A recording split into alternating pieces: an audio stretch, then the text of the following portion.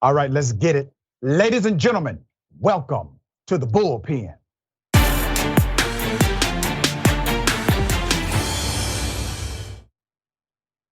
The Bullpen today, we have James Czerniawski, who is the Senior Tech and Innovation Policy Analyst at Americans for Prosperity. We're going to chop it up about AI and regulation of artificial intelligence. He is a deregulation guy. I consider myself a common sense regulation guy. James, thank you for being on Indisputable. How are you? I'm doing great. Thanks for having me. How are you doing? I'm doing quite well. So James, I don't want to presume what you know or believe about the regulation of AI. So if you would, give us your sentiment and I will then opine. Yeah, absolutely. I think artificial intelligence is an extraordinarily promising technology. It has the ability to transform multiple industries of our economy, as well as open up creative opportunities for individuals that are operating inside the United States and around the world. So I think that there's a lot of positives. I'm not gonna pretend that it's all sunshine and rainbows. I do recognize that there are in fact some risks with this promising technology. But I think that a lot of the rhetoric that surrounds those risks has been overblown and in many ways mischaracterized, and in some senses a little bit unrealistic. And it's not that I'm an anti-regulations guy. I am definitely, as you would say, a common sense regulations person. I think that if we have good regulations that set up good rules of the road, then we can actually support and not stifle this very promising technology that can definitely, I think, unleash a whole new industrial revolution in the United States and really offer up a lot of opportunities for everybody. What regulations do you agree with as it relates to artificial intelligence in America? Yeah, I think that's a great question. And I think that honestly, in some ways, it's a little too early to go and be prescriptive with what kinds of regulations might need to apply specifically to AI. What I would say is that there's this misconception that the AI, as we know it, is this Wild West, and that's not necessarily true. And don't just take my word for it, take the government's word for it. The FTC, the DOJ, the EOCC, the CFPB, they all released a joint statement stating that they would go and enforce existing laws and regulations against companies that were using this technology.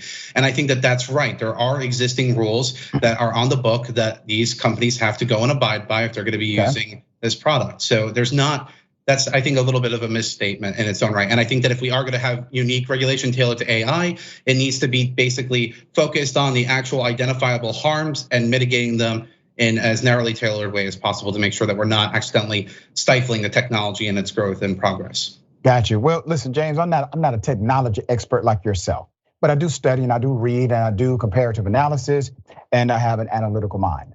So the organizations that you just listed who provided a joint statement in reference to the utilization of AI inside of corporations in particular, they also mentioned that AI must be regulated in order to prevent bias and discrimination, noting that facial recognition software has been found to be less accurate as it relates to people of color.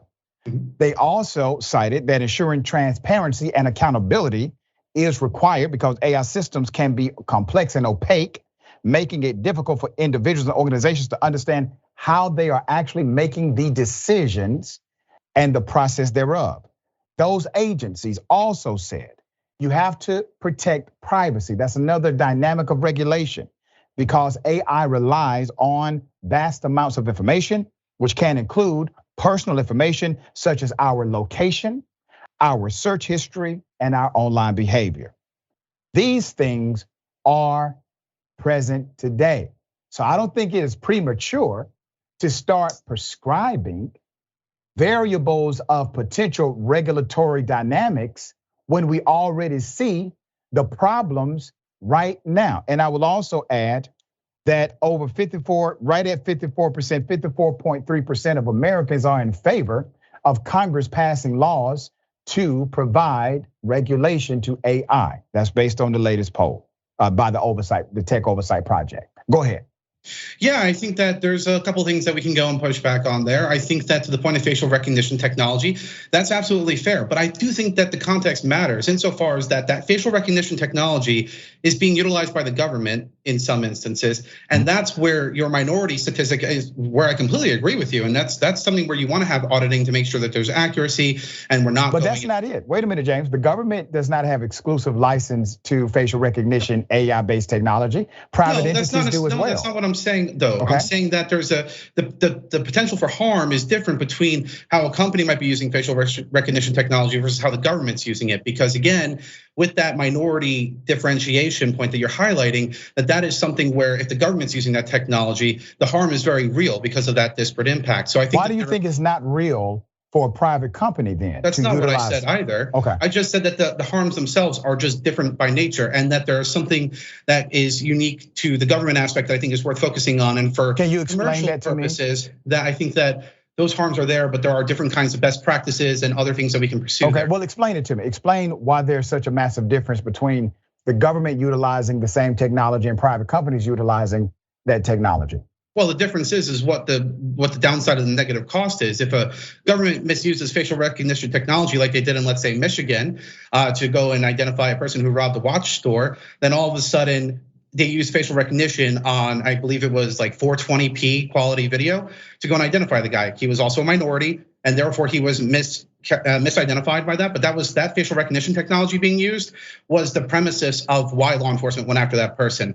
And that is actually a much more serious harm, in my view, than some of those other things. I understand. Let me just remind you. Do you know what cameras they used in order to affix the AI to the racial profile or the identity of the person? I don't know the specific camera. No. Okay. These were private commercial entities. Sure. That were affixed directly to law enforcement agencies. In other words, these private companies became the eyes and the ears of law enforcement by way of volunteering into the program. Yes. So you have a public-private partnership in the apprehension of the wrong individual, and you already see the application is dangerous by way of private company and public operation, dear brother. It is, you literally made my point just now. Yeah, but my point is that that's why you need to go and regulate the use of how law enforcement is going to be accessing that technology if it's going to happen, because that cost is very real and disparate and is something that we should want to avoid because it undermines trust in the underlying institution.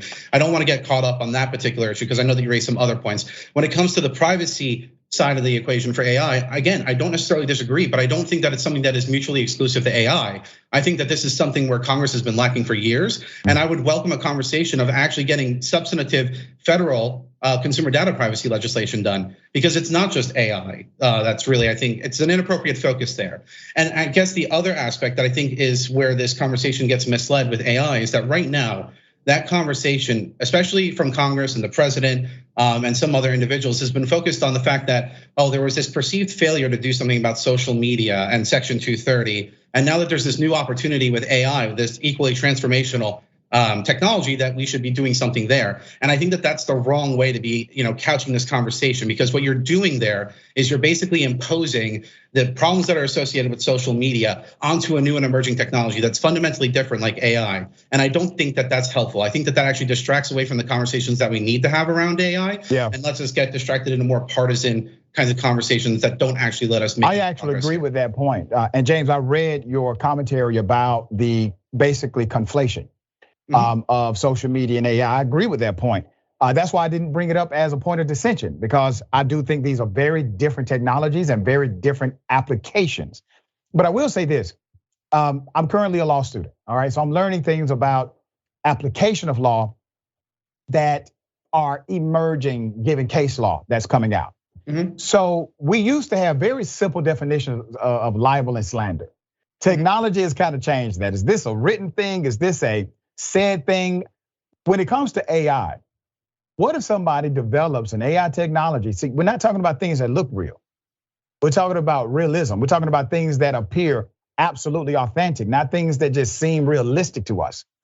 And that particular AI technology puts, let's say, you or me in a compromising situation. It seems or appears that we are acting in a particular way. We've already seen it happen at the presidential level, but that becomes an issue for an everyday citizen who is private, meaning their protections are fully intact. Right now, AI's, people that do this, they're doing the AI technology around famous people. They don't have the same protections inside of court, et cetera, et cetera. But to a private citizen, that could be very dangerous. Would you agree with AI technology being judged under the same premise that we currently have for slander and libel in the United States court system? Not necessarily, insofar as that I think AI is pulling in from all the information that's on the internet. And if we're thinking about in the forms of libel law and defamation law, I think that, I don't know where you stand on this, but as a person who certainly has seen the power of powerful people leveraging the tort system to go and silence people that use dissent, I wouldn't necessarily want to engage in opening up the libel books in that sense, because then you might, be undermining expressive activity. And also, I think when we're looking at defamation law, particularly with public figures, and you have to demonstrate the actual malice. I'm not saying that they shouldn't be able to bring the suit, but I think that you wouldn't be able to see success either, is what I would imagine, because you can't demonstrate actual malice. Let's open this up a little bit. Sure. All right. Somebody makes a video using AI technology. Okay. Yeah. It seems very real. It doesn't seem to be a distinction between realistic and real. So it seems very real. It paints a private citizen in a very negative way. It is done to harm them. It has malicious intent behind it, which isn't even required technically. You are saying that you don't think that is something that the person who has been harmed should be able to bring to a court and say, this should not happen to me? Well, no, I think that that's something that they would bring against the individual, not the tool. The tool itself is neutral, right? I think that that's where I would have that differentiation, right? I'm not saying that they shouldn't be able to bring a suit. I'm saying if they tried bringing a suit against the underlying AI tool, that would probably not be successful because of the public figure status. If it's someone like you or me, no, not public figure. I'm saying private citizen, to be specific in the application of the standard. I would still go and say that you don't want them bringing the lawsuit against the company. It's about the person who executed the tool to actually create the harm. Let me tell you why that's an interesting point of view. Because if an individual utilizes a private product, a product from a private company, and they are able to utilize it based on its functioning parameters, meaning it is manufactured or produced to do these things, and you engage in doing what it says it's able to do, and that engagement harms another person, guess what? The manufacturer is liable, because the manufacturer created a product that explicitly said, here's what you can do. In other words, if there's an iron that's created that says, and if you want to, you can burn people with it. You're allowed to do that. And you go out and burn people with this iron. Well, the iron is supposed to be for clothes on a ironing board, but it's manufactured to do more. I'm in a hypothetical sense at this point. It's manufactured to do more, and it tells you what else it can do. And you go out and do what it says it's manufactured to do. Guess what happens in the court, dear brother? You are held liable for doing it, and the manufacturer is held liable for telling you to do it. You don't get the point? I mean, I understand what you're going at there, and like a product design liability. That's correct. Structure. Design liability is what it's called. Yes, and I understand that. And again, I don't. So you agree with me? I don't think that that's necessarily something that you would want to apply there, because there's other chilling effects that would actually undermine Wait a minute. That technology. Come on, dear brother. Again, like it's not the same thing as like Lemon v. Snap, where they went and created a speed filter that somebody used, and then there was a harm that was tied to that, and you want to sue the company because they put that feature in there. That's not the same thing. Whenever you're using, let's say, ChatGPT or Google Bard, it goes and it blatantly tells you it's an experiment. It's not necessarily going to produce accurate results, etc. It's a neutral tool, and if somebody goes and uses it in a way that generates harm, you should be able to bring suit against the person. I'm not saying that again you couldn't bring it against the company. I'm just saying as a matter of fact as to whether or not you'd be successful.